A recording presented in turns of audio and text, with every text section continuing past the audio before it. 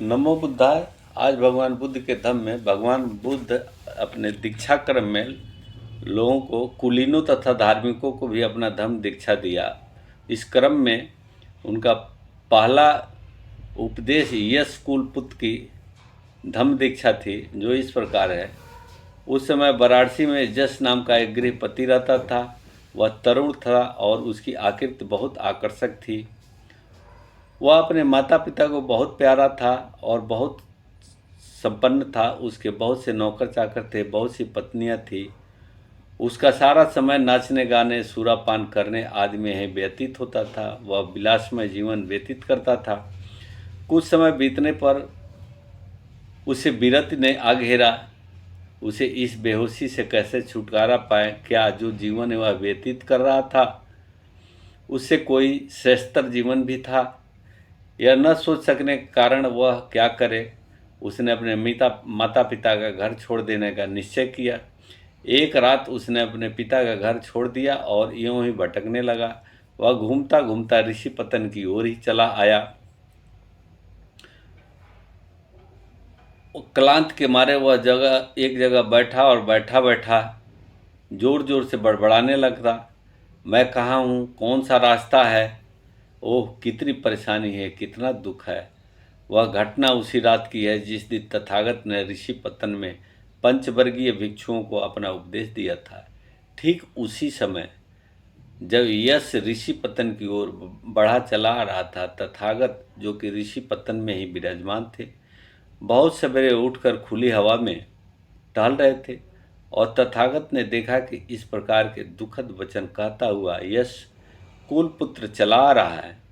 और तथागत ने उसकी दुख भरी आवाज़ सुनकर कहा, कहीं कोई परेशानी नहीं है, कहीं कोई दुख नहीं है। आ, मैं तुझे रास्ता दिखाऊंगा। तब तथागत ने यश कुलपुत्र को अपना उपदेश दिया।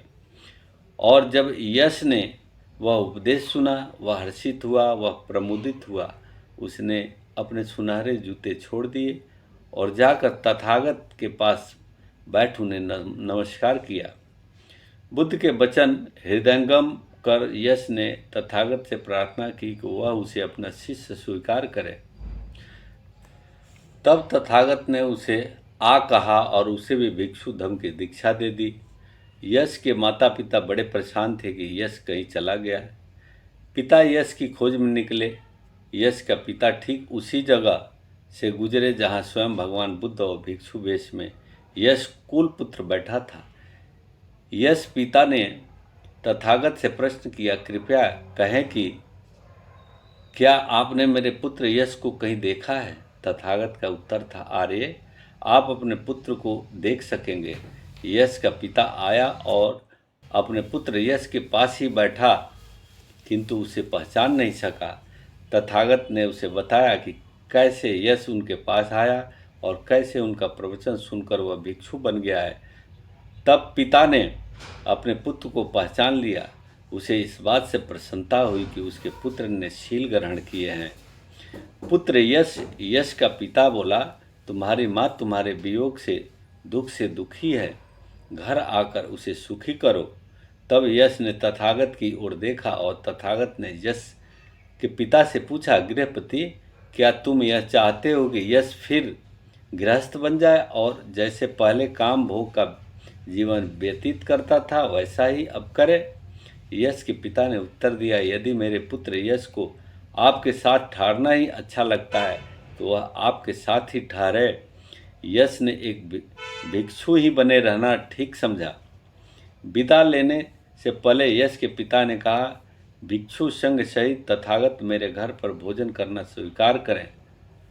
चीवर धारण कर भिक्षु पात्र हाथ में ले यश कुल पुत्र सहित तथागत यश गृहपति के घर पहुँचे। घर आने पर माँ और यश कुल पुत्र की पूर्व भार्या ने भी तथागत के दर्शन किए। भोजनांतर के बाद तथागत ने यश गृहपति के परिवार के लोगों को धम्मोपदेश दिया। वे बहुत प्रमुदित हुए और उन्होंने तथागत की शरण ग्रहण की। यश के 4 मित्र थे जो वाराणसी के ही धनियों के पुत्र थे। उनके नाम थे विमल, पुण्यजीत तथा गवामपति। जब यश के मित्रों ने सुना कि यश ने बुद्ध और उनके धर्म की शरण ग्रहण की है तो उन्हें लगा कि जो बात यश के लिए अच्छी है वही उनके लिए भी अच्छी होगी। इसलिए वे यश के पास गए और उनसे कहा कि वह भगवान बुद्ध से उनकी ओर से प्रार्थना करें कि वे उन्हें भी अपना शिष्य बना लें। यश ने स्वीकार किया और भगवान से प्रार्थना की, कृपया इन मेरे 4 मित्रों को धर्मोपदेश देकर कृतार्थ करें। भगवान ने स्वीकार किया। यश के मित्रों ने भी धम्म की दीक्षा ग्रहण की। उसके बाद भगवान बुद्ध इसी क्रम में काश्यप बंधुओं को भी धर्म दीक्षा दी। काश्यप परिवार नामक वाराणसी में एक प्रसिद्ध परिवार था। उस परिवार में 3 भाई थे। तीनों बहुत शिक्षित थे और अत्यंत धार्मिक। कुछ समय बाद ज्येष्ठ पुत्र ने संन्यास लेने की सोची। तदनुसार उसने गृह त्याग किया, संन्यास ग्रहण किया और उरुवेला की ओर गया, जहाँ पहुंचकर उसने अपना एक आश्रम स्थापित किया। उसने दोनों छोटे भाइयों ने भी उसका अनुसरण किया और वे भी सन्यासी बन गए। वे सभी अग्निहोत्री अर्थात आग की पूजा करने वाले थे। बड़ी बड़ी जटाएं धारण करने के कारण वे जटिल कहलाते थे। तीनों भाइयों में से एक उरुवेला काश्यप कहलाता था, दूसरा नदी काश्यप, तीसरा गया काश्यप। इन तीनों में से उरुवेला काश्यप के 500 जटिल शिष्य थे। नदी काश्यप के 300 जटिल शिष्य थे और गया काश्यप के 200 जटिल शिष्य थे। इनमें से मुख्य उरुवेला काश्यप ही था। उरुवेला काश्यप की दूर दूर तक ख्याति हो गई थी। उसके बारे में कहा जाता था कि उसे जीते जी मुक्ति प्राप्त हो गई थी। फाल्गु नदी के तट पर स्थित उसके आश्रम में बहुत दूर दूर से लोग आते थे। जब भगवान बुद्ध को उरुवेला काश्यप की ख्याति का पता लगा तो उनके मन में आया कि उरुवेला काश्यप को धम्मोपदेश दिया जाए और संभव हो तो धम्म दीक्षा भी। उसके निवास का पता ठिकाना पाकर तथागत उरुवेला पहुँचे। तथागत उससे मिले और उसे शिक्षित करने या दीक्षित करने का योग्य अवसर पाने के लिए बोले, काश्यप, यदि तुम्हें असुविधा न हो तो एक रात मैं तुम्हारी आश्रम में ठहरूं। काश्यप का उत्तर था, मैं इससे सहमत नहीं हूँ। मुचलिंद नाम का एक जंगली नाग राजा यहाँ रहता था। उसी का यहाँ शासन चलता है। वह बड़ा भयानक है। वह सभी अग्नि पूजक साधुओं का विशेष विरोधी है। वह रात को इस आश्रम में आता है और बड़ी हानि पहुँचाता है। मुझे डर है कि वह तुम्हें भी वैसा ही कष्ट न दे जैसा वह मुझे देता है। काश्यप को यह पता नहीं था कि नाग लोग बुद्ध के मित्र और अनुयायी बन चुके थे, लेकिन तथागत इसे जानते थे। इसलिए तथागत ने पुनः आग्रह किया, इसकी कोई संभावना नहीं है कि वह मुझे किसी तरह का कष्ट देगा। काश्यप, एक रात मुझे अपनी अग्निशाला में रहने दे। काश्यप बार बार इनकार करता रहा और तथागत बार बार आग्रह करते रहे। तब काश्यप ने कहा, मैं अधिक विवाद नहीं करना चाहता, किंतु मुझे बहुत डर है, तो अच्छा समझा करें। तथागत ने उसी समय अग्निशाला में प्रवेश किया और अपना आसन जमा लिया। नागराज मुचलिंद ने अपने समय पर शाला में प्रवेश किया, लेकिन काश्यप के स्थान पर वहाँ उसने तथागत को बैठे देखा। तथागत की शांत गंभीर मुद्रा को देखकर मुचलिंद को ऐसा लगा मानो वह किसी दिव्य पुरुष के सामने है। उसने सिर झुका कर तथागत की पूजा की। उस रात काश्यप को ठीक ठीक नींद नहीं आई। वह यही सोचते रहे कि उसके अतिथि के साथ क्या बीती होगी, इसलिए वह बड़ी घबराहट लिए जागे। उन्हें डर था कि शायद उस रात उनका अतिथि जला ही दिया गया हो। प्रातःकाल होने पर अपने अनुयायियों सहित काश्यप देखने के लिए आए। मुचलिंद द्वारा भगवान बुद्ध को हानि पहुंचाए जाने की तो बात ही क्या, उसने देखा कि मुचलिंद भगवान बुद्ध की पूजा कर रहा है। यह दृश्य देखा तो काश्यप को लगा कि वह कोई चमत्कार देख रहा है। उसकी आंखों के सामने कोई प्रतिहार्य घट रहा है। उस चमत्कार से प्रभावित होकर काश्यप ने भगवान बुद्ध से प्रार्थना की कि वे वहीं एक आश्रम में रहें और स्वयं उनकी देखभाल करेगा। भगवान बुद्ध ने वहां ठहरना स्वीकार किया, लेकिन दोनों के 2 भिन्न दृष्टिकोण थे। काश्यप ने समझा कि उसे मुचलिंद नागराज के विरुद्ध संरक्षण मिल गया, लेकिन भगवान बुद्ध ने सोचा कि एक न एक दिन काश्यप को धम्मोपदेश देने का अवसर आएगा ही। लेकिन काश्यप ने कभी कोई ऐसा अवसर नहीं दिया। वह समझता था कि तथागत एक चमत्कार कर सकने वाले के अतिरिक्त और कुछ नहीं है। एक दिन तथागत ने स्वयं ही काश्यप से पूछा, क्या तुम अरहत हो? यदि अरहत नहीं हो तो ये अग्निहोत्र तुम्हारा क्या कल्याण करेगा? काश्यप बोला, मैं नहीं जानता कि अरहत क्या होता है, कृपया मुझे समझाएं। तब भगवान ने कहा, आर्य अष्टांगिक मार्ग पर चलने वाले पथिक के पथ के बाधक सभी राग द्वेषों को जिसने जीत लिया है वह अरहत है। अग्निहोत्र किसी को पाप मुक्त नहीं कर सकता। यूं काश्यप अभिमानी स्वभाव का था, लेकिन उसके मन पर तथागत के तर्क का प्रभाव पड़ा। अपने मन को कुछ झुकाकर और विनम्र बनाकर, यहाँ तक कि उसे सद्धम के ग्रहण करने का पात्र बनाकर उसने कहा कि लोग गुरु बुद्ध की बुद्धि और उसकी बुद्धि का कोई मुकाबला नहीं। और इस प्रकार अंत में सभी शंकाओं का समाधान होने पर उरुवेला काश्यप ने तथागत के धम्म को स्वीकार किया और उनका अनुयायी हो गया। अपने गुरु के अनुगामी बन काश्यप के सभी शिष्यों ने भी सधम्म ग्रहण किया। इस प्रकार काश्यप और उनके सभी शिष्य दीक्षित हो गए। तब उरुवेला काश्यप ने अग्निहोत्र करने के अपने सभी पात्र आदि उठाकर नदी में फेंक दिए, जो जाकर पानी में तैरने लगे। नदी काश्यप और गया काश्यप ने जो नदी के नीचे की ओर रहते थे अग्निहोत्र के समान नदी में बहते जाते देखा। वे बोले, यह सारा सामान हमारे भाई का है, उसने यहाँ सारा सामान फेंक क्यों दिया? कोई न कोई असाधारण घटना घटी होगी। वे बहुत अधिक बेचैन हो गए। अपने 500 अनुयायियों सहित वे अपने भाई से मिलने के लिए नदी के ऊपर की ओर आगे बढ़े। सभी अनुयायी सहित अपने भाई को श्रमण वेश पहने देख उनके मन में नाना तरह के विचार उठे। तब उन्होंने इसका कारण जानना चाहा। उरुवेला कश्यप ने उन्हें बताया कि उसने किसी प्रकार बुद्ध के धर्म को अंगीकार कर लिया है। वे बोले, अब हमारे भाई ने बुद्ध के धर्म को स्वीकार कर लिया है तो हमें अभी उसका अनुकरण करना चाहिए। उन्होंने अपने बड़े भाई से अपनी इच्छा व्यक्त की। तब उन्होंने सभी अनुयायियों सहित वे दोनों भाई तथागत का प्रवचन सुनने के लिए सामने उपस्थित किए गए। तथागत ने अग्निहोत्री धर्म अपने धर्म की तुलना करते हुए प्रवचन किया। उन दोनों भाइयों को धर्मोपदेश देते हुए भगवान बुद्ध ने कहा कि जिस प्रकार लकड़ी से लकड़ी के रगड़ खाने पर आग पैदा होती है, उसी प्रकार असम्यक विचार जब आपस में रगड़ खाते हैं तो अविद्या का जन्म होता है। काम, क्रोध तथा अविद्या यही वह अग्नि है जो सभी चीज़ों को भस्म कर देती है और संसार में दुख और शोक का कारण बनती है। लेकिन यदि एक बार आदमी सही रास्ते पर चल सके और काम, क्रोध तथा अविद्या रूपी आग को बुझा सके तो फिर विद्या और पवित्र आचरण जन्म लेती है।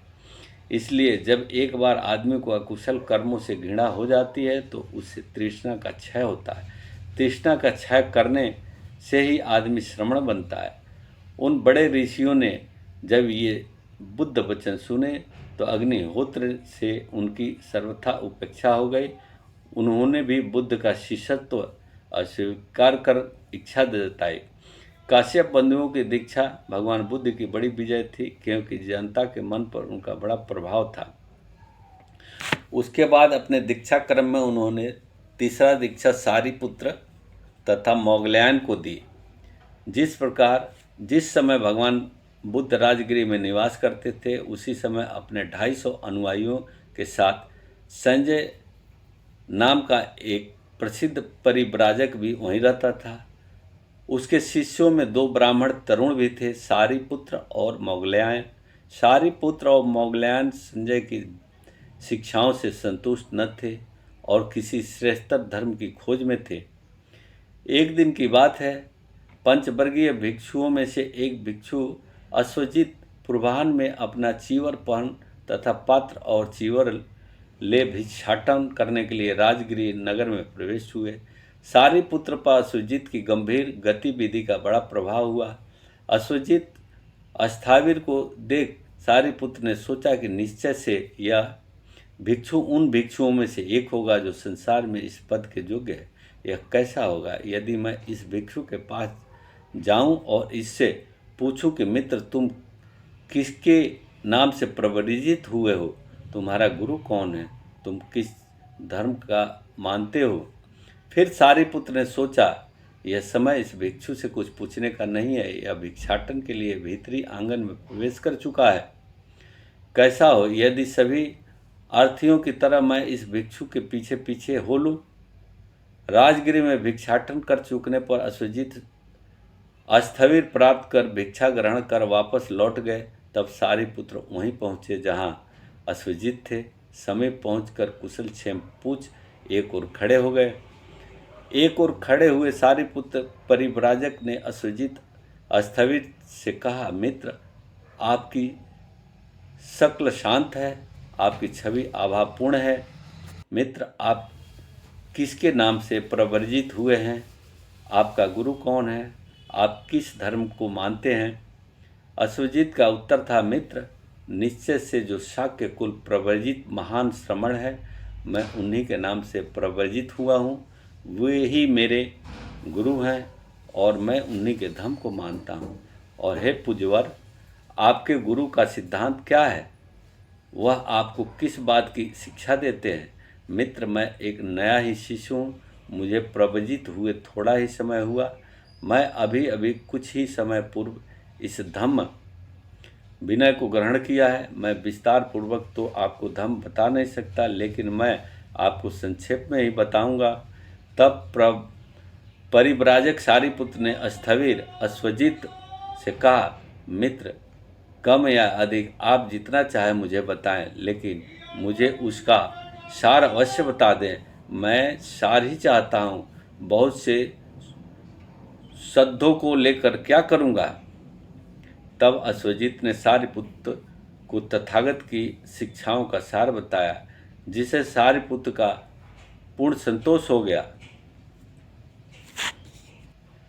यद्यपि सारिपुत्र और मोगलयान भाई भाई नहीं थे, लेकिन वे दोनों दो भाई के समान ही थे।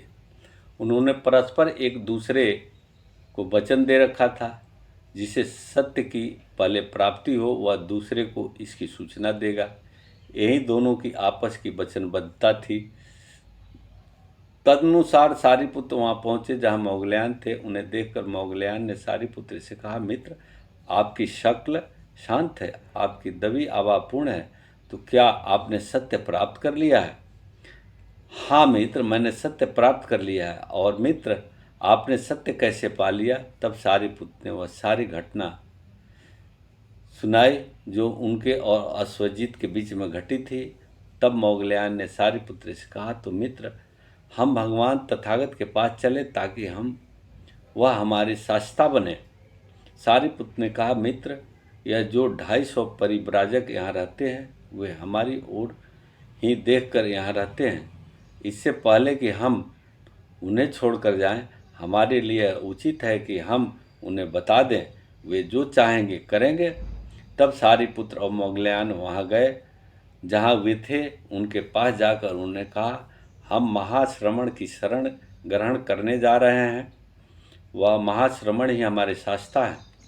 उन्होंने उत्तर दिया, आपके ही कारण हम यहाँ रहते हैं और आपको ही मानते हैं, इसलिए आप महाश्रमण के अधीन ब्रह्मचर्य का जीवन व्यतीत करेंगे, तो हम सब भी यही करेंगे।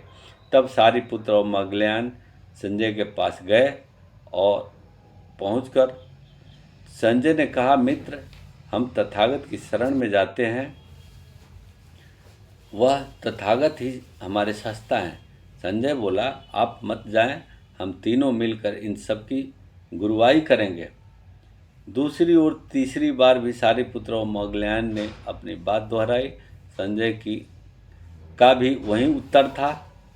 तब इन 250 परिव्राजकों सहित सारिपुत्र मोगलयान राजगिरी के बेलुवन उद्यान में वहाँ पहुँचे जहाँ तथागत विराजमान थे। तथागत ने उन्हें सारिपुत्र और मोगलयान को दूर से आते देखा। उन्हें देखकर तथागत ने भिक्षुओं को संबोधित किया।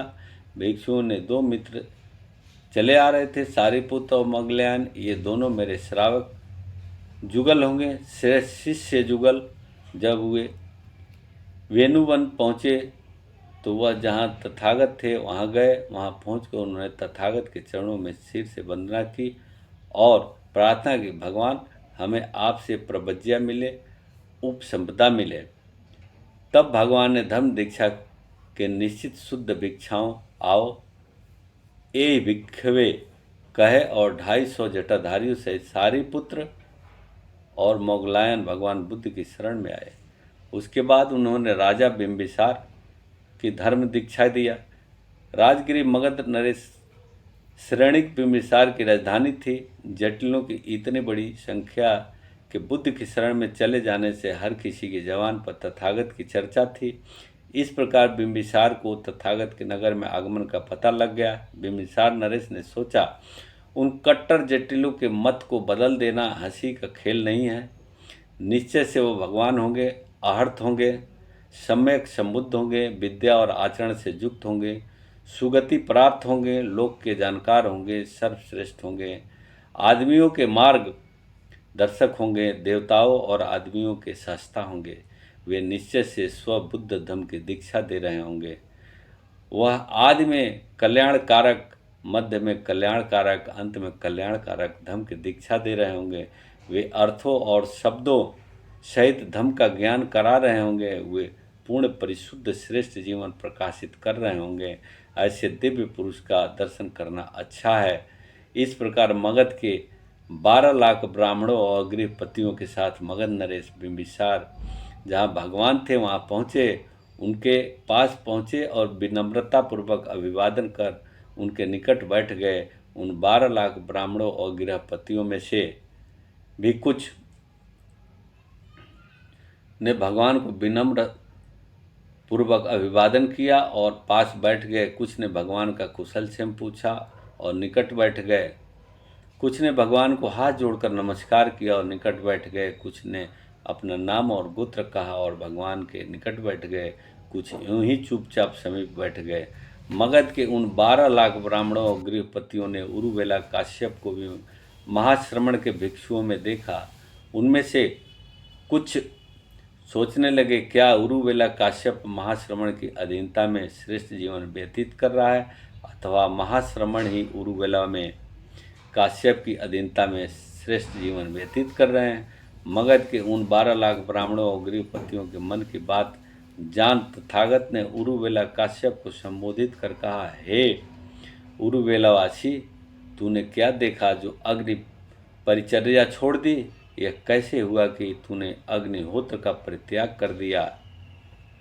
काश्यप ने उत्तर दिया, यज्ञों से रूप, शब्द, रस, गंध, स्त्री, स्पर्श की ही आशा की जा सकती थी।